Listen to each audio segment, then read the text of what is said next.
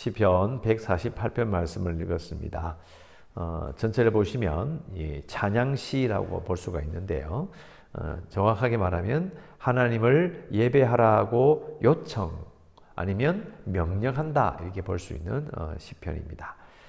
읽어보시면 이 찬양하라라는 단어가 총 13번 나올 정도로 하나님을 찬양하는 것을 강조하는 그런 시편을 볼 수 있습니다. 자, 1절에서 6절까지 한 부분으로 나뉘는데요. 이 천상의 찬양대입니다. 잘 보시면 1절에 나오죠. 높은 데서라는 말이 나오면서 2절에 천사, 모든 군대, 이 군대는 하늘의 군대입니다. 그리고 3절에 해, 달, 별, 그리고 4절에 하늘의 하늘, 하늘 위에 있는 물. 하늘의 하늘은 뭐죠? 하늘 위에 그 위에 또 하늘이 있다고 생각했어요. 근데 왜 물이라고 생각했을까요? 파랗거든요. 물이 있다고 생각해요. 고대에는 그렇게 생각했었습니다. 그러니까 하늘에 있는 물들 그리고 이제 모든 것을 봤을 때 이제 하늘에 있는 사람이 봤을 때 천상에 있는 것들이 하나님을 찬양하는 찬양대라고 볼 수가 있고, 그 다음에 7절부터 12절까지는 용이 나오고 바다, 땅이 나오죠. 그리고 불, 누박, 눈, 안개, 광풍, 산, 짐승들, 11절에 사상의 왕들, 지도자들, 12절에 총각, 처녀, 노인, 아이들. 이게 어디 있는 겁니까? 땅에 있는 거잖아요. 그죠? 지상의 찬양대 이렇게 생각하시면 되겠습니다. 그러니까 온 세상이 하나님을 찬양해야 한다. 아니면 찬양하길 바란다. 뭐 이런 말이 되는 거죠. 읽어보시면 1절부터 이제 6절까지 내용 중에서 5절에 그것들이 여호와의 이름을 찬양하면 그가 명령하심으로 지음을 받았다. 6절 그가 또 그것들을 영원히 세우시고 패하지 못할 명령을 정하셨다. 구약에는요, 명령이라는 말이 딱 나오면 뭐부터 생각해야 돼요? 이 신명기와 관련시켜 생각해야 됩니다.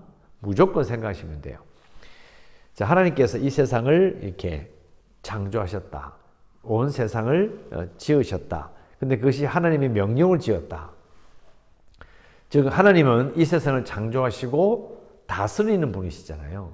그러니까 왜 이 명령이 신명기와 관련이 있느냐? 왕이시니까 이 세상을 창조하는 거예요. 왕이시기 때문에 이 세상을 다스리시는 거예요. 그분이 이스라엘 백성들에게 신명기 조약을 주신 거예요. 그러니까 이게 이스라엘 백성들은 이걸 찬양하면서 금방 그 신명기 조약을 떠올릴 수밖에 없고, 또 6절 또 그가 또 그것들을 영원히 세우시고 패하지 못할 명령을 정하셨다. 패하지 못할 명령. 하나님의 명령, 왕의 명령이잖아요. 그러면 왕의 명령은 사실 패하지 않습니다. 특히 하나님은 어때요? 한번 명령을 내리시면 약속하시면 어떻게 돼요? 취소 안 하시잖아요. 그죠? 또 여기 나오는 오늘 말씀의 근거에서 보면요. 자연이 이렇게 돌아가는데 하나님께서 내가 안 할란다 이러면 이 세상이 어떻게 되죠? 어떻게 되겠어요? 하늘의 하늘, 나 이거 귀찮다고 때려치자 이래버리면 이건 세상 전체가 완전히 망하는 거예요. 그러니까 피하지 못할 명령, 이 자연을 다스리시는 하나님께서 이 자연을 그냥 폐기하거나 없이 하지 못하는, 않으시는 것처럼 신명기 조약도 폐기되지 않는다라는 걸 딱 느끼는 거예요. 자, 또 이스라엘 백성들 입장에서는요, 특히 고대 이스라엘, 이집트 노예였던 시절에 그 이스라엘 백성들이 하나님을 처음 느꼈을 때 인상이 어땠을까요? 어떤 하나님이었을까요? 10가지 재앙을 일으키죠. 그들이 우러러봤던 초강대국 이집트가 박살이 나요. 그리고 홍해를 갈라요. 시내산에 갔어요. 시내산에서 구름이 막 끼고 큰 검은 굴이 몰려오면서 땅이 뒤집어지고 흑암과 그리고 화염이 보였어요. 그 가운데 하나님이 계셨어요. 이스라엘 백성들 모세 빼고는 무서워서 올라가지도 못했어요. 두려워하는 하나님, 경외하는 하나님이잖아요. 그 하나님부터 뭘 받았어요? 신명기 조약을 받은 거예요. 시내산 조약을 받았고 시내산 언약이 신명기 조약으로 이어지는 걸 아시죠? 같은 말이에요. 그러니까 그런 하나님이 이 세상을 다 다스리시고 패하지 않으실, 패기치 않으실 명령으로 이 세상을 다스리셔요. 그 하나님이 자신들에게 신명기 조약을 주신 거죠. 그러니까 경외하게 되는 거예요. 두려우며 동시에 우러러보는 거죠. 그것을 우리가 느껴야 합니다. 자, 그리고 7절부터 12절까지 이제 지상의 찬양대가 쭉 나오고요. 13절 여호와의 이름을 찬양할지어다. 그의 이름이 홀로 높으시며 그의 영광이 땅과 하늘 위에 뛰어나심이로다. 땅과 하늘 나오죠. 왜냐하면 1절부터 6절까지는 하늘이고 그 다음에 7절부터 12절은 땅이기 때문에 지상의 찬양대, 천상의 찬양대로 나는 이유가 뭐냐? 그의 영광이 땅과 하늘 위에 뛰어나기 때문이죠. 정확하게 이제 딱 들어맞게 말하고 있고요. 마지막으로 14절 그가 그의 백성의 뿔을 높이셨다. 자, 줄 거 보세요. 백성의 뿔을 높이셨다. 우리 한글로는 누구의 뿔이에요? 백성의 뿔이죠. 그런데 영어로 보면 백성의 뿔이 아니고요. 그의 백성을 위하여 뿔을 드셨다 이런 말이에요.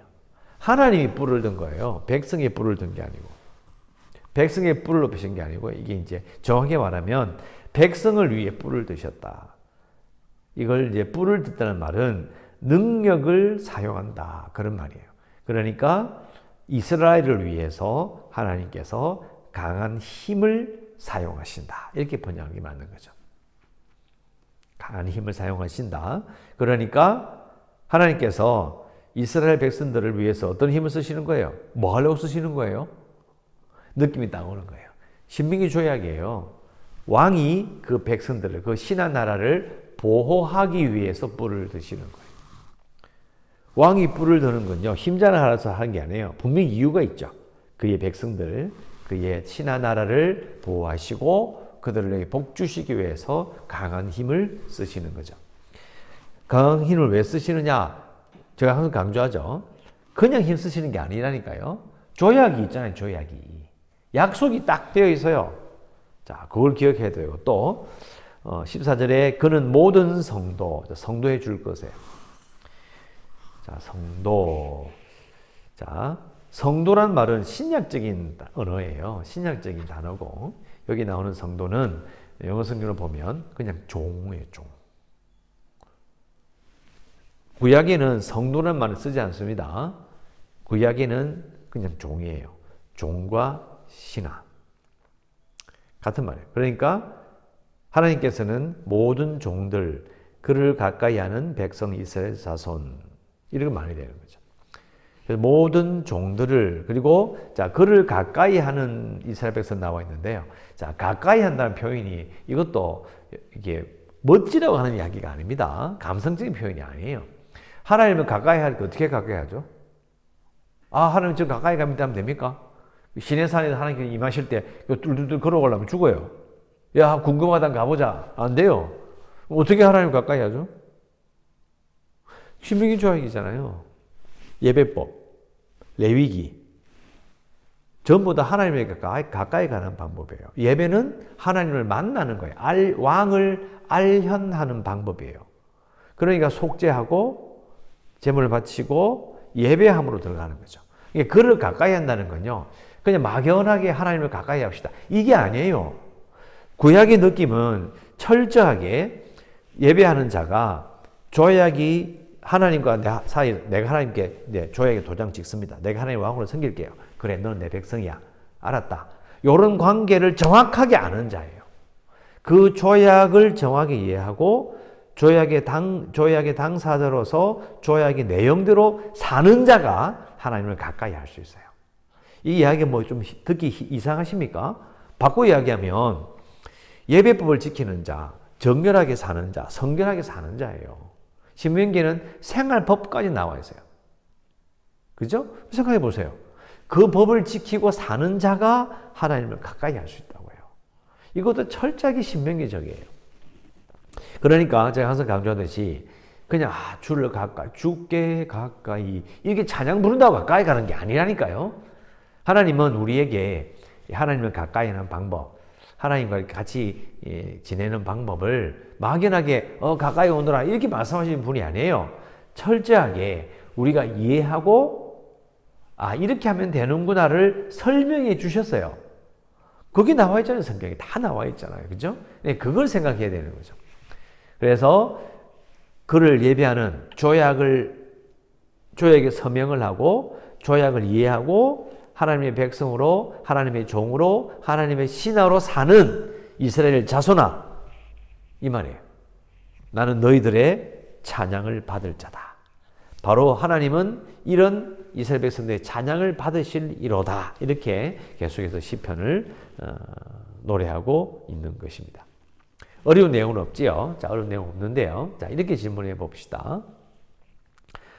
혹시 여러분 평상시에 칭찬 잘 하십니까? 아이고 잘한다. 보기 좋다. 야 참 맛있네. 그런 말 잘 하십니까? 뭐 개인차가 좀 있긴 하지만은 그러나 우리 한국 사람들은 좀 칭찬에 인색한 편이에요. 인색한 편이고 아이고 좋아요 감사해요 이런 말 잘 안 해요. 안 하는 편에 속한데요. 표준을 보니까 나는 많이 하는데 그 느낌인데 미국은 조금 달라요. 좀 다르긴 합니다. 근데 제가 왜 이렇게 질문을 하느냐면 우리가 평상시에도 사람끼리도 칭찬하고 고맙다 이런 마음을 안 가지는 사람은요. 과연 우리는 하나님께 그런 마음을 가질까요? 하나님 칭찬하십니까? 하나님에 대해서 하나님 이거 정말 좋아요. 하나님 이거 정말 잘하셨어요. 하나님 정말 이거 정말 너무 좋은 거예요. 이런 말 합니까? 그게 찬양이잖아요. 그러니까 사람에 대해서도 칭찬하지 않고 감사하지 않는 자는 하나님께 대해서 찬양한다?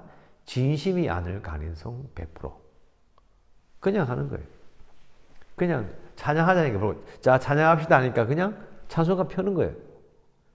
그러니까 우리가 이걸 읽었을 때 하나님을 찬양할지어다 하면 이게 아무런 감동이 없는 거예요. 그러니까 여러분도 그렇잖아요. 우리끼리 이야기할 때도 아이고 감사합니다 이야기 들으면 기분은 좋은데 잘못 듣다 보니까 감사하는 말이 그냥 하는 말이야. 물론 그냥 하는 말이라도 감사합니다 하면 기분 나쁘진 않죠. 그러나 진심이 아니면 어때요 마음이? 그럼 우리는 여기 나오는 내용처럼 하나님께 하는 그 찬양이 우리의 진심이냐고요. 여기 문제가 있는 거예요. 그러니까 하나님과의 관계에서 내가 진심으로 대하지 않고 하나님을 찬양할 마음이 없고 하나님께서 찬양할 뭐 그런 내용이 없구만 그런 마음을 가지고 산다면 그건 조약의 신실함과 무슨 상관이 있는 거예요. 그러니까 사실은 찬양 이런 것도 신명기의 관점에 보면 절대로 소홀히 할 수 없는 거예요. 쉽게 생각하는 일이 아니라는 거죠. 그래서 제 자신을 돌아봤어요. 내가 사람과의 관계에서 세상 살면서 내가 마음에 너무 불평이 많고 기분이 나쁜 일이 많고 너무너무 화가 많이 나. 그러면 이런 마음을 가지고 하나님 앞에 찬양할 거리가 생기겠어요? 내가 불평이 많은데? 그러니까 지금 계속 불만만 생기는 거예요. 그러니까 찬양할 때 진심이 아니야. 그럼 내가 어떻게 하나님께 복을 요구하겠냐고요. 오늘 말씀이 나오잖아요. 찬양하라 찬양하라. 하나님께서 너희들을 위해 뿔을 드신다. 왜 들어요? 지금 찬양하고 있거든요. 그게 진심이고 조약의 백성으로 살겠다라고 그런 조약을 지키는 자의 삶을 살고 있기 때문에 하나님께서 뿔을 높이 드시는 거예요. 조건이 있어요. 그냥 아무 때나 그냥 내 뿔 들어줄게. 그래 이렇게 해줄게. 그런 하나님이 아니에요. 우리는 이제 목사님 하나님은 무조건적인 사랑 그거 착각이에요.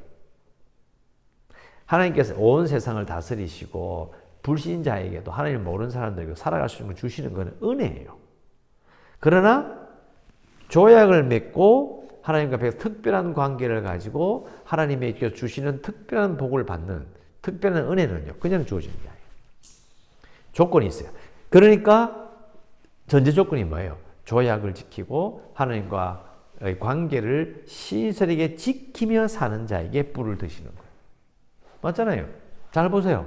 그러니까 찬양을 하는 것도 그냥 하는 게 아니고요. 내가 왜 이 찬양을 해야 되는지, 왜 진심이어야 하는지가 중요한 거예요. 그래야 우리는 하나님 앞에 당당하게 복을 요구할 수 있죠. 자, 기도 제목을 이렇게 씁시다. 항상 정성을 다해 하나님을 찬양하겠습니다. 항상 정성을 다해 하나님을 찬양하겠습니다. 우리를 위해, 나를 위해 일해 주시길 원합니다. 우리를 위해 일해 주시길 원합니다. 왜 그렇죠? 14절에 나오는 것처럼 백성의 뿔을 높이신다. 백성을 위해서 뿔을 높이신다. 그 말일 때문이에요. 하나님을 열심히 찬양해. 전심을 찬양해. 그것은 신명기 조약대로 살고 있다는 뜻이 되는 것이고, 그러니까 결국은 그 조약의 신실함으로 말미암아 하나님은 뿔을 드시는 거예요. 그래서 항상 정성을 다해 하나님을 찬양하겠습니다. 우리를 위해 일해 주시기를 원합니다. 라고 기도할 수 있습니다. 그리고 우리 교회가 구원의 방주가 될 수 있도록 재개발을 위해서도 코로나19를 위해서 연약한 성도들과 또 선교지를 위해서 이 나라와 북한의 문제와 성도들의 생업을 위해서 기도하시고 오늘도 은혜 가운데 살아가시기를 주의 이름으로 축원합니다. 기도하겠습니다.